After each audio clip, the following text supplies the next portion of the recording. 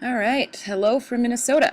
This is Meta Thomas. I'm going to be giving a tour of the MoMA website. I think there was two people who were actually assigned to this one, and I'm going to be giving kind of more of the high school realm of it all. So here we are at the home page, and just in a moment here. I think where the best place to start is going down to learn, and then you'll see that MoMA learning site there. It'll bring you to a whole new web page, and here we have options to browse by theme or by artist. I'm going to take you through themes first here. So I'm going to start off here with I think what is most useful for teachers in the classroom. What's scrolling up here is all of the different themes that they have available. And what's really cool is that within each of these themes, then there's almost like subcategories or sub-themes. So you can really start to explore these topics even further. To get to them, once you're in that part of the website, you just got to scroll down here. You can see each of the themes that you can click into. I think I'm going to take you through surrealism because that's one of my faves. So it's nice up on top. You got a nice little quick description of what surrealism is, and then you can click on the tools and tips. Kind of get right into it. These are downloadable PowerPoint documents that you can then take, use right away, or what's really neat about it, you'll see here in just a moment, when you get them in Word, they got the big MoMA thing in there, and that can be pretty distracting for some kids. So, but what's nice about it, you can click onto the header and just delete that altogether. You can modify it to whatever you want it to be for your kids. Looking into the PowerPoint part of it, what I thought was really neat is that they have the actual notes down there for each of the pieces that they decide to go through, or that they've curated for you to go through. And so having kind of those teacher notes was a really just good touch, I feel like. Good educational aspect of it all. And here we are back at the Surrealism webpage.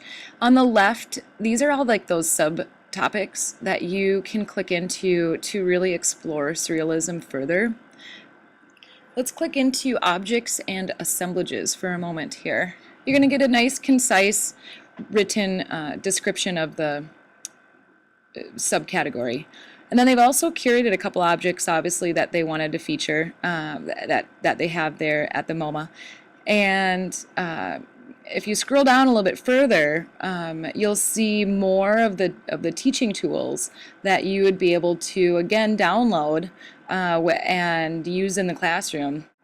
Here we have a PowerPoint that's downloadable, and then also some other classroom activities that you know, as I go through some of these topics, some of them are a little bit deeper than others. Some are kind of a stretch. I can't really see myself doing it with my particular kids at least, but good ideas for sure. And then as an added bonus, some of these subcategories have related links that will actually take you off of the MoMA site and onto other resources about the same sort of thing. So here we have one that's based on assemblage artists. I thought it was interesting that they actually took you off of the MoMA website. It's so easy to get buried in all this stuff. This particular website hasn't really been updated since 2011, and I'm not really sure, I guess, really what the connection is. I looked on here. I don't really see, you know, if it's something that MoMA supports or what the connection is. But regardless, I thought it was really nice that you get to see something that's maybe going on a little bit more current than what the MoMA presents. So I'm going to take you back to the MoMA here and zoom up into this tools and tips, which is such a great shortcut because again, here we have more things that you can download and customize, use right away, whatever suits your fancy. All right, I'm going to take you over to the Browse by Artist search category. And once you click into it, you will see that we have a nice A through Z search bar up on top there. I'm going to take you down into the K section, and we'll zoom in on Frida Kahlo here, and you'll see that there's a little pink bio tab. You can click into those and it's going to direct you right to the MoMA's online collection. And there you'll be able to see all of the artworks that they have by that artist along with a bio of their life. So I'm going to take you back to the Ks again, and you'll see that each of these artists have some sort of involvement in those themes that I just got done talking about. So if you're sending your students here to search about an artist, this isn't really your best route to go because it's just going to be artists that are involved in those themes. So for instance, I was searching for Paul Klee. He's not involved in any of these themes that they have presented, therefore he's not there. However, he is in their collection, and you just got to get to him through their online collection. And they actually have quite a few pieces by him, which makes me very happy. So you can always get your way back to this main homepage of this site by just clicking on this MoMA learning. One more thing I wanted to point out here is if you scroll over to this tools and tips, that's going to be a really nice shortcut for you to just get right to all of the downloadable stuff for each of the themes. You'll see on the left hand side there, you can scroll down and you can get to all those themes along with anything that they have under that theme for downloadable goods.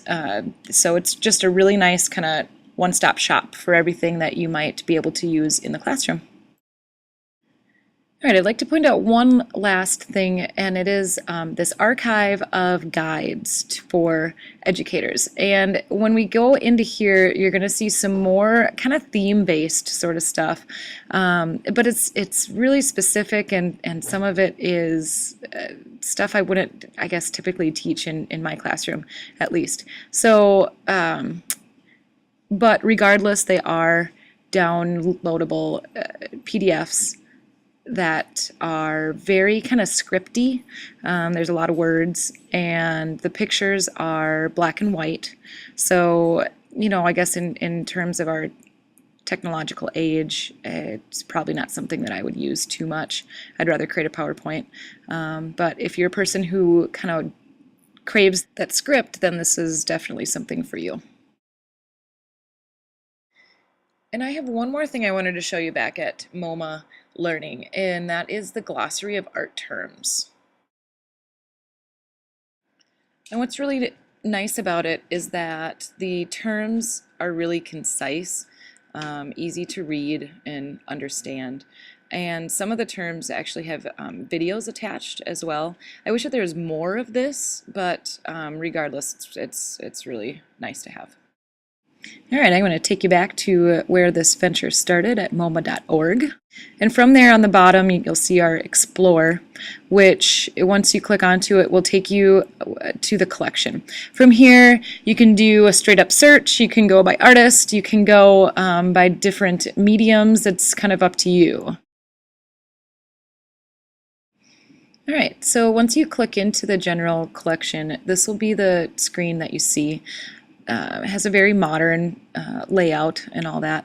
I personally think it's a little confusing to navigate. I guess my brain has been trained to be a very linear, present things in a linear way with the kids that I teach. So for me, it's a little confusing, but regardless, you can still browse that online collection if you head up onto the right-hand corner there. And in here we have lots of search options, including advanced searches. So I typed in my buddy Paul Klee again, and here is what came up. So we got 11 pages that came up. Obviously, this is a search engine, so at any point when his name was mentioned, it may be in a theme or an article or something, it's going to come up on this search. But if you click on the first one, that'll bring you to his bio. So, like I showed you before, it'll show you all the works of art that are in the MoMA based on the artist. And then if you take a look over on the right hand corner, you'll see a drop down menu where you can click into certain sections of his biography. This whole piece is written by Oxford University Press. So the terminology is pretty easy to read. Some of it's a little high, but overall pretty good. All right, I think that's all the time I want to spend on the online collection. I think it's a pretty self-explanatory search engine. And I'm going to take you back to MoMA.org. I'm here to give you a little bit more of the high school perspective of this. So under Learn, you can click into Teens to get to more things geared at teenagers. All right, so here's the web page that you would click into then. On the left there, you'll see some free classes that they offer for teens. It's like six-week courses for free, food included.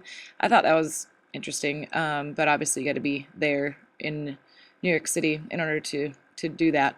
But anyways, let's click into the online on the right-hand side there. All right, so here we have 5 kind of extras dedicated to our teenagers. You know, before I go on, I really look forward to seeing how some of the other high school teachers in here have approached some of these websites, because in the past I've really struggled trying to find a website from a museum standpoint that will hold their attention and not be too childlike, something that they can really connect to.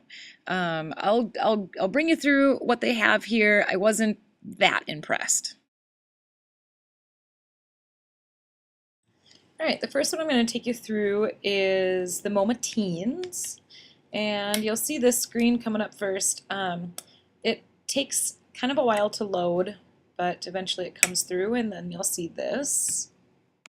And unfortunately, most of this isn't really of great use from a teacher aspect or from a student. A lot of it has to do with those free courses that they offer during the summer. But I will click into this gallery and just kind of show you around a little bit. So once you're inside of the gallery, you're going to see a menu bar on your left there that, depending on what you click on, different thumbnails will show up. And really all it is a pictorial blog about their summer programs. It really doesn't have anything else attached to it. So I'll click into like in the making and on this death metal one.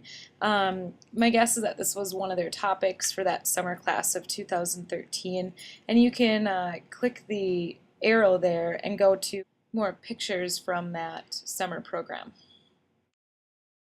So I noticed that little link button down on the left-hand corner down there on the bottom, and I was thinking that might link me to somewhere else, but it just brought me back to the MoMA teen main page. So I don't know if I'm just catching this site on a bad day or what's going on, but it didn't really take me anywhere.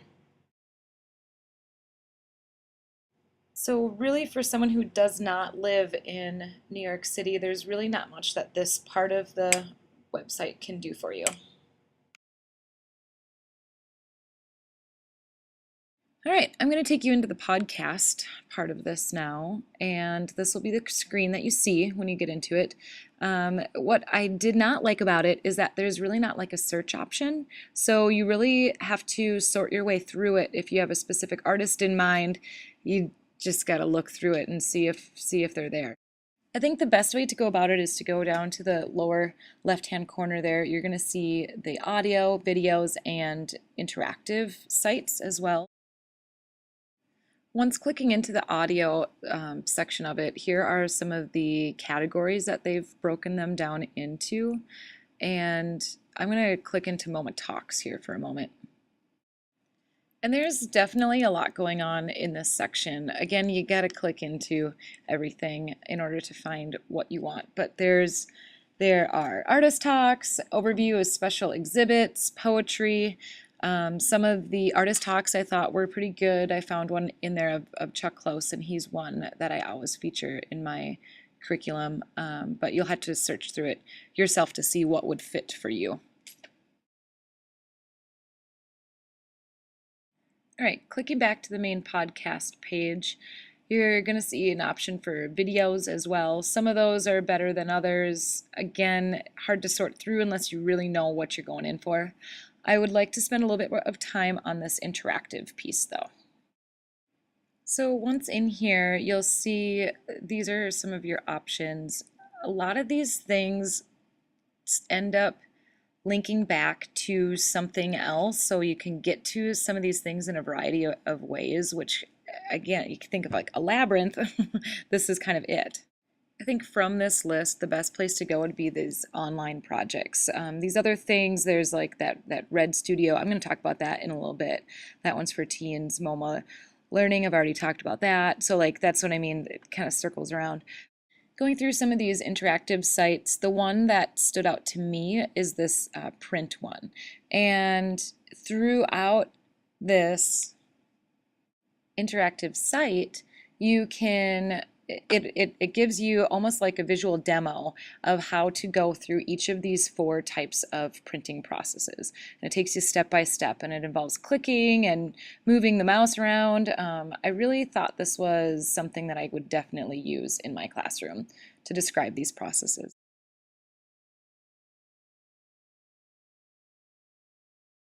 All right, so going back to the teen section at MoMA, I'm going to take you into pop art now. This is an interesting application where basically what happens is they give you snapshots of artwork. So it's not the whole thing, it's just small sections of it. And if you enjoy it, you're supposed to click on it. And then what you see is this mind map that lays out some characteristics of that painting that kind of help you understand why you might be interested in that piece. Basically, you can keep collecting these bubbles, and you'll see I have a collection right here. When you click into that, this page will pop up, and you'll see your 6 collection, or my 6, sorry, collections up there. You can scroll over them and see that section of that artwork. Or what I found to be more helpful was clicking down on the index view, because then you can go through these different categories and click on it. So let's say that you are studying landscapes, then this would be an interesting way to collect artwork in that same sort of style.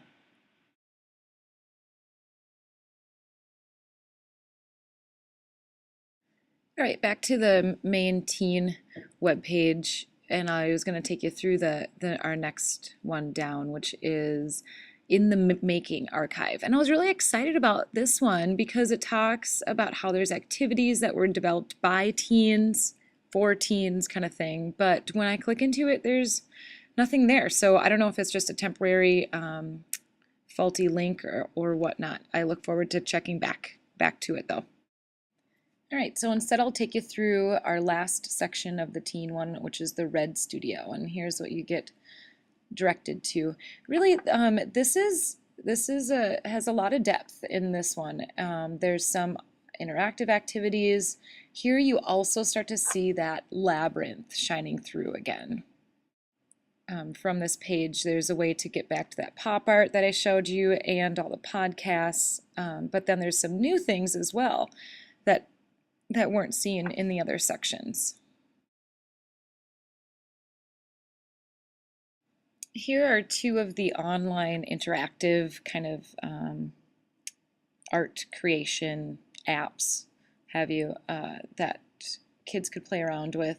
I wasn't blown away by them by any means, and they're such random topics. So I don't know, check them out for yourself.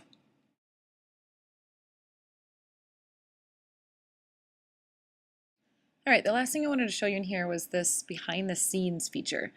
And I clicked into the Pixar one, and then it brought me to this page instead.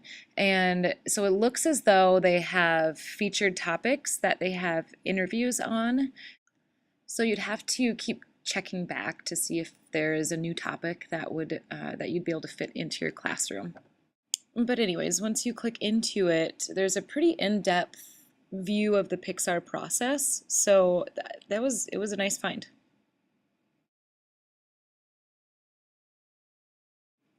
All right, and so concludes my tour of the MoMA. In conclusion, really, there's a lot in here. I think that the best feature that the MoMA provides is that MoMA Learning webpage. Especially if you're doing some curriculum planning for like specific modern topics. The documents and PowerPoints and stuff that you can download was such a great feature. As for teens or high school things, I wasn't really terribly impressed. I've never really broken down a museum website like this, so maybe it's just me, but I feel like I got lost a lot. I hit a lot of dead ends, a lot of circling back to some of the same features. I really appreciate sites that are clearly laid out, and I personally just don't feel like this site does that. They have definitely communicated their modern mission for sure. And similar to some of our discussions in class, without that clear guidance, you're kind of left scrambling to find your own way. But anyways, I hope that you learned something, and signing off, adios.